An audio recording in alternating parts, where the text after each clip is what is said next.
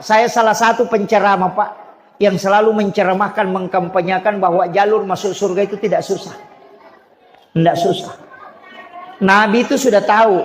Makanya Nabi itu setiap jalur ibadah pasti ujungnya ada surga.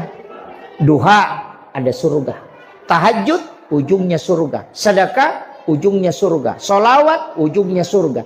Istighfar ujungnya surga. Kalimat la ilaha illallah ujungnya surga. Berbuat baik kepada tamu ujungnya surga. Makanya Nabi mengatakan amal yang disukai oleh Allah yang berkesinambungan. Wa in qalla, kata Nabi, walaupun sedikit.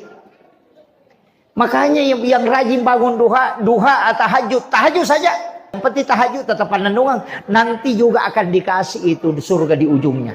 Dan ujungnya itu pasti janjikan surga. Jadi itu kuncinya.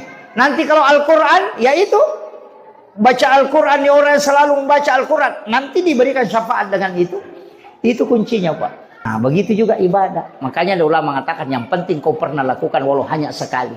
Tapi kalau syafaat itu Pak disebut apa? Satu, siapa yang berselawat kepada Rasulullah 100 kali pada malam Jumat, itu dijamin.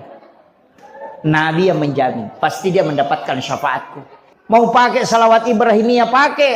Mau pakai salawat Tibil Qulub pakai. Mau salawat Nariyah pakai. Mau salawat biasa pakai.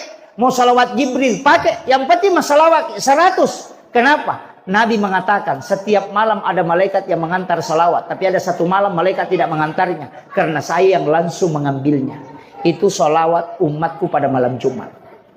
Maka siapa yang bersalawat kepada, kata Nabi, kepada aku 100 kali di malam Jumat, maka pasti dia mendapatkan syafaatku kelak di yaumil akhir.